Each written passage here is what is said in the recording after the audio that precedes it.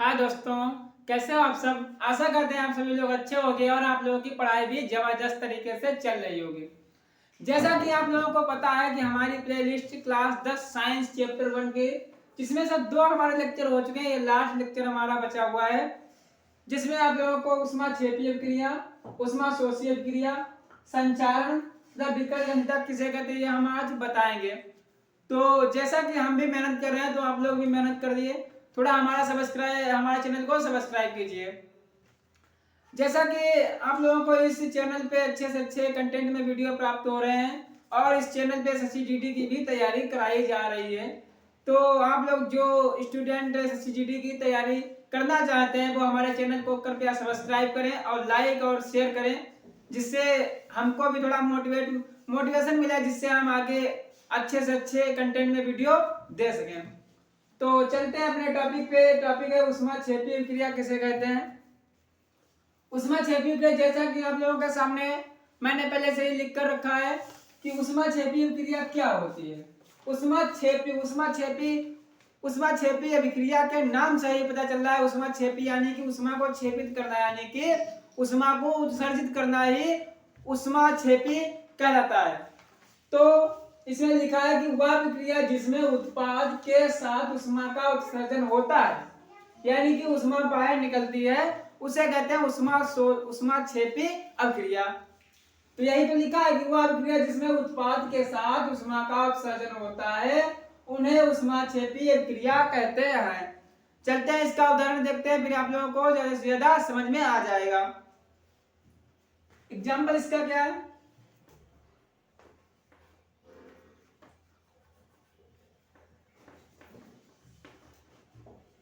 Example है C6H12O6 जो है एक्वस प्लस में 6O2 यानी कि ऑक्सीजन। तो हमें प्राप्त क्या होगा, प्राप्त होगा 6CO2 प्लस 6H2O और प्लस में ऊष्मा निकलेगी। क्या निकलेगी, ऊष्मा। ये हमारी रिएक्शन है जहां पे C6H12O6 क्या है, ग्लूकोज है, ये हमारा ऑक्सीजन है, ये हमारा कार्बन डाइऑक्साइड है, ये हमारा जल है, ये हमारी ऊष्मा है जो बाहर निकली अभिक्रिया के पश्चात उत्पाद के साथ। ये देखो उत्पाद है हमारे, ये विकारक है। तो उत्पाद के साथ हमारी जो है ऊष्मा निकली है, इस अभिक्रिया को क्या कहेंगे, ऊष्माक्षेपी अभिक्रिया। समझ में आ रहा है। ये क्या है, ग्लूकोज है, चलो लिख देते हैं। ये क्या है, ग्लूकोज है।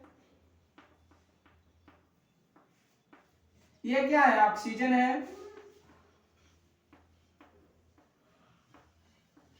ये क्या है, कार्बन डाइऑक्साइड है।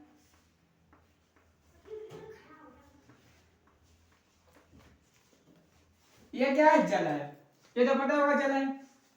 तो दूसरी अभिक्रिया हमारी कौन सी, ऊष्माशोषी अभिक्रिया।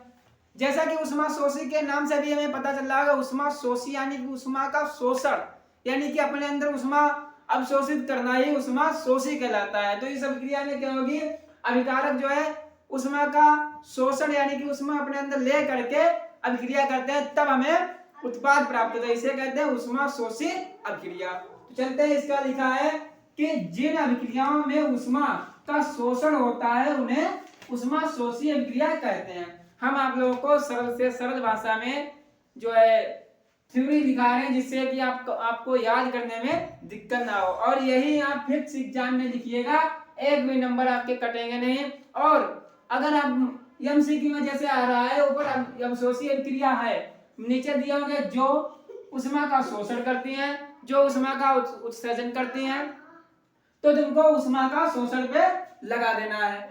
समझ रहे हो। तो इसका एग्जांपल लिख लेंगे।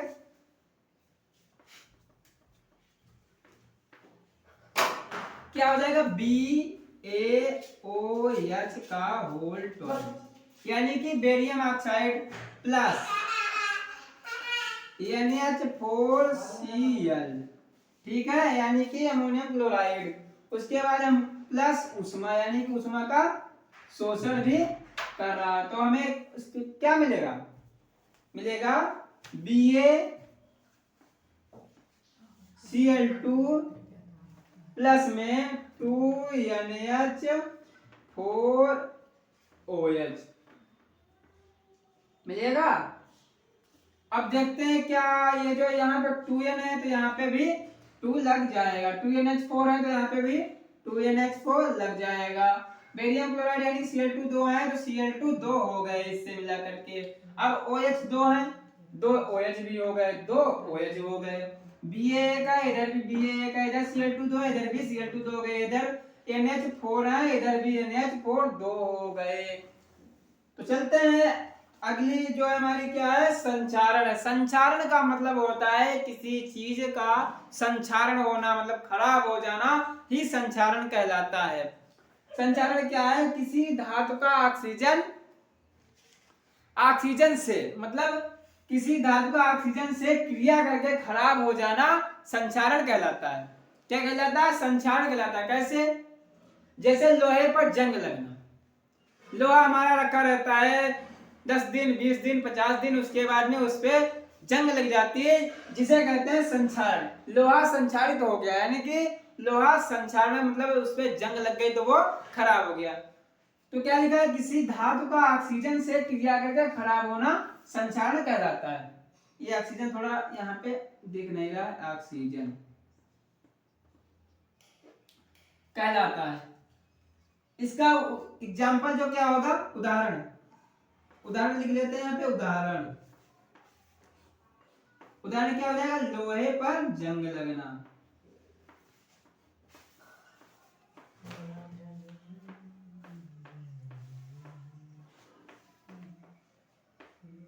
लोहे पर जंग लगना।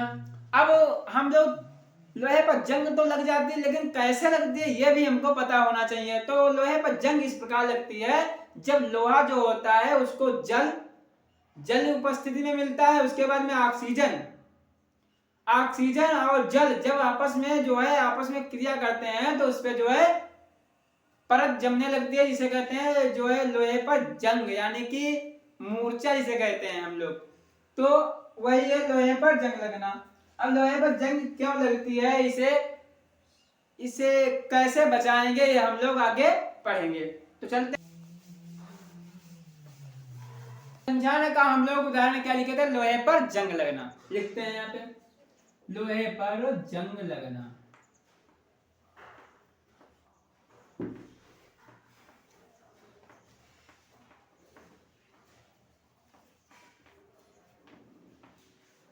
लोहे पर जंग लगना, लोहे पर जंग लगना। इसकी जंग लगने की आवश्यक शर्तें क्या है कि कब जंग लगेगी, जंग लगने की शर्तें, जंग लगने की आवश्यक शर्त।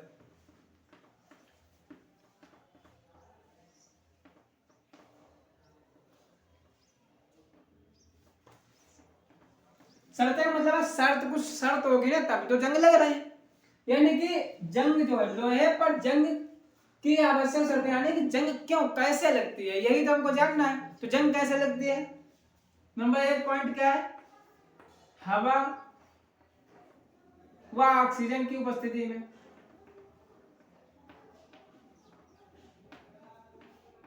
ऑक्सीजन की उपस्थिति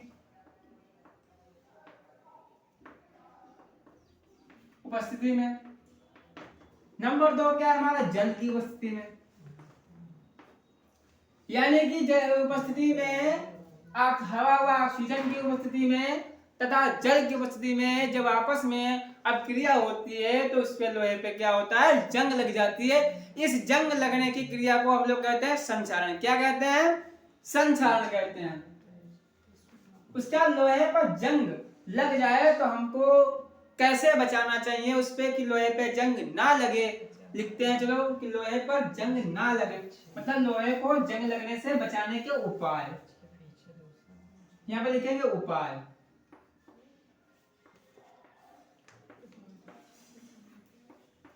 यानी कि उपाय मतलब लोहे पर जंग ना लगे इसके लिए हमको क्या करना पड़ेगा। तो नंबर 1 पॉइंट लिखते हैं यहाँ पे, नंबर 1 पॉइंट हो जाए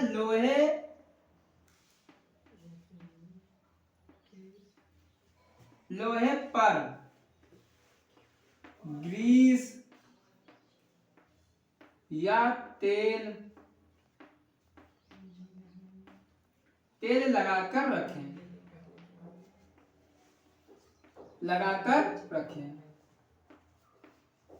लोहे पर ग्रीस या तेल लगा दें जिससे कि जो है लोहे पर जंग नहीं लगेगी। नंबर 2 हमारा पॉइंट है लोहे को पेंट करके।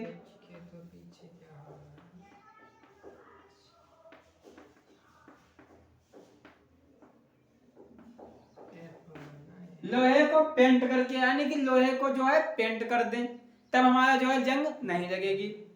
नंबर 3 पे हमारा आता है लोहे को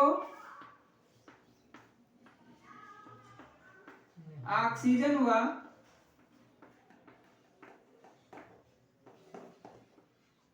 जल से दूर रखें। जल से दूर रखें। दूर रखने पर यानी कि लोहे के पास जल और ऑक्सीजन नहीं जानी चाहिए।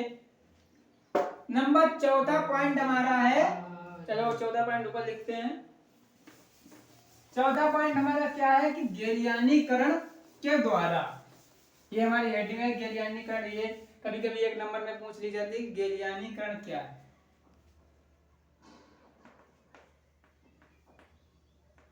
गैलियानीकरण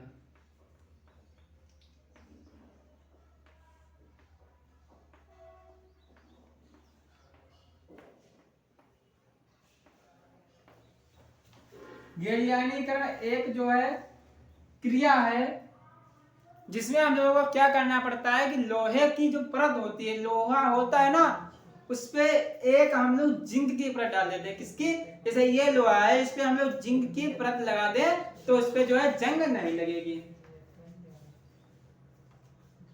लोहे के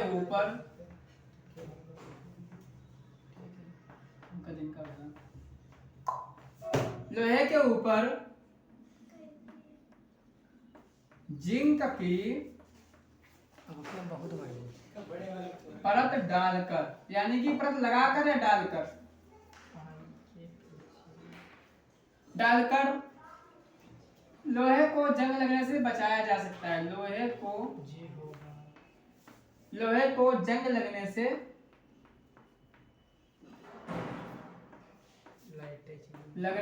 बचाया जा सकता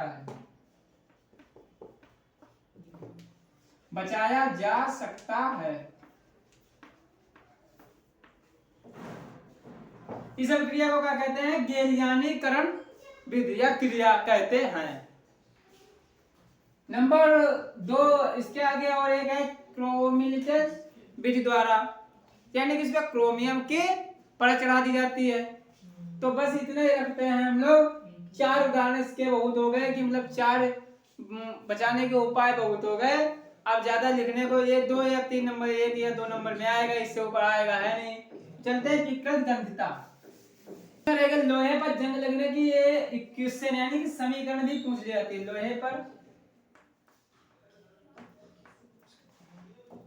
लोहे पर जंग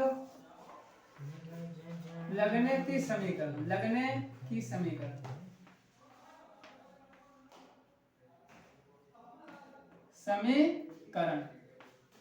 यानी कि जंग लग जाती है तो समीकरण जो होता है कौन सा बनेगा। तो यहाँ पे लिखेंगे 4Fe प्लस में H2O प्लस में 3O2। ठीक है, H2 छोटा x है, H2 के नीचे लिखा है, तब क्या बनेगा मन? बन जाएगा 2Fe2O3 इंटू में क्या हो जाएगा? H2O। ये हमारा जो एक क्वेश्चन है, समीकरण है, जो है जंग लग जाती है तभी हमारा ये देखो इसमें फेरस भी है, ऑक्सीजन भी है, जल भी मिल जाता है, तब ये जो है जंग लग जाती है। सब क्रिया को कहते हैं संक्षारण क्रिया। चलते हैं अगली हमारी जो है लास्ट हेडिंग बची है। इस चैप्टर की लास्ट हेडिंग ही है, पूरा चैप्टर समाप्त होने वाला है। विकृत गंधिता। जैसे जैसे क्या है, जैसे संक्षारण में हम लोग धातुएं खराब हो जाते थे, विकृत गंधिता में क्या हो, खाद्य पदार्थ मतलब कोई खाने वाला पदार्थ जब खराब हो जाता है उसे कहते हैं विकृत गंधिता। लिखते हैं यहाँ पे विकृत गंधिता। चौथी हेडिंग है विकृत गंधिता। विकृत गंधिता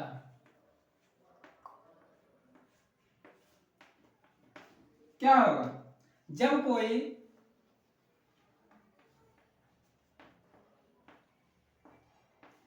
खाद्य पदार्थ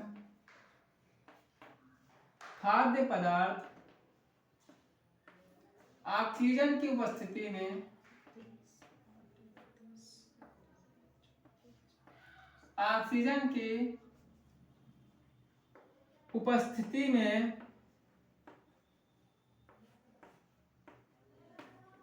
आकर खराब हो जाता है,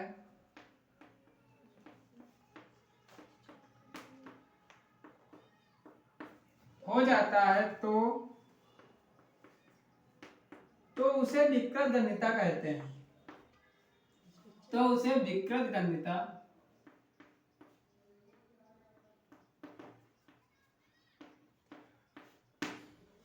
गंधिता कहते हैं।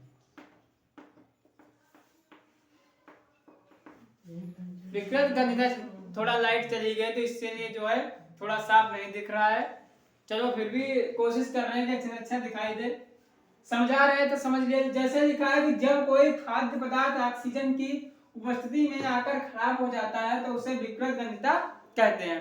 पहले संक्षारण में क्या था, जब कोई धातु ऑक्सीजन की उपस्थिति में आई या चपेट में आ जाती है तब जो है उस पर जंग लग जाती है, खराब हो जाता है तो उसे संक्षारण कहते हैं। लेकिन इसमें क्या है, इसमें विकृत गंधिता में है कि जब कोई खाद्य पदार्थ यानी कि खाने वाला पदार्थ जो है ऑक्सीजन के चपेट में, ऑक्सीजन की उपस्थिति में आ जाता है, खराब हो जाता है, तो उसे कहते हैं विकृत गंधिता।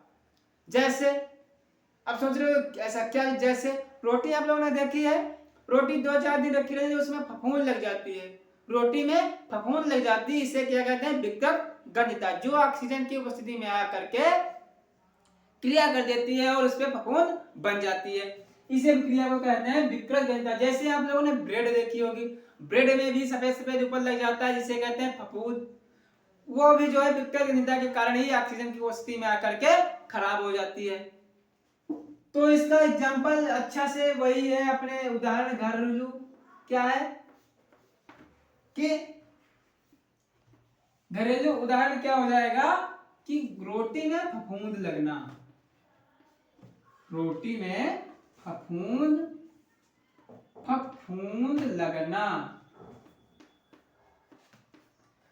लगना, ये जो है उसके ब्रेड में भी फफूंद लगना, दोनों एक ही जैसे, एक याद कर लो बस। अब इसे उपाय क्या है जो इसमें जिससे बच सकता है। उपाय नंबर 1 तो है रेफ्रिजरेटर यानी कि फ्रीज में रख दो उसे, नंबर 1 फ्रीज में रख दो जिससे वो खराब नहीं होगी। नंबर 2 क्या होता है कि जैसे हम लोग उसे जैसे लोहे को ऑक्सीजन में ना रखें, ऐसे ही उसको भी थोड़ा ऑक्सीजन नहीं, इसे आर्गन नाइट्रोजन जो है गैसों के संपर्क में रखें जिससे कि वो फफूंद में ना लग सके उसमें फफूंद। तो एक ही लिख लेते हैं इसमें, नंबर 1 खाद्य पदार्थों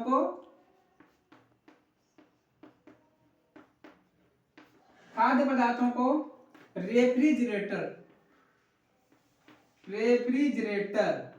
यानी कि इसे कहते हैं फ्रीज, रेफ्रिजरेटर में रखने पर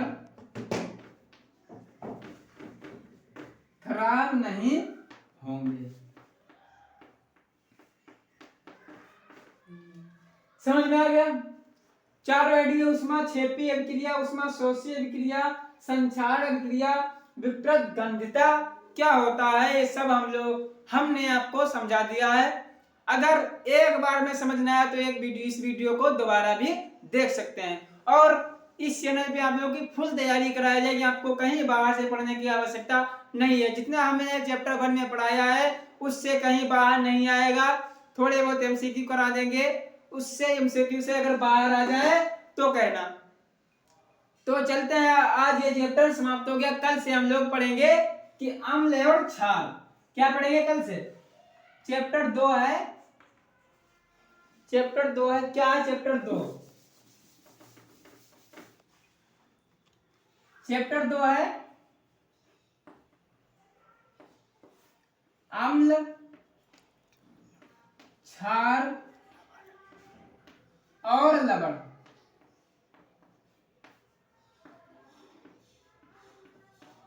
अम्ल, क्षार और लवण, इसमें हम 3 ही के बारे में पढ़ेंगे। एक तो अम्ल क्या होता है, इसके गुण कितने कैसे होते हैं, कौन कौन से अम्ल के प्रकार होते हैं, उसके बाद क्षार पढ़ेंगे, उसके बाद लवण पढ़ेंगे। इससे इस चैप्टर में 3 के अलावा और कुछ नहीं पढ़ना है। थोड़ा बहुत जैसे बेकिंग सोडा और ये धावन सोडा और प्लास्टर ऑफ पेरिस वगैरह में पढ़ना है, उसके बाद में कुछ नहीं। तो ये चैप्टर हम लोग को समझ में आया। 3 लेक्चर इसके हो गए। मैं चाहता तो एक ही लेक्चर में सब कुछ बता देता, लेकिन अच्छे से उसमें समझ नहीं आता आप लोगों को, इसलिए मैंने 3 लेक्चर इसके बनाए हैं। जाकर के प्ले लिस्ट पढ़िए, उसमें एक एक करके देखिए।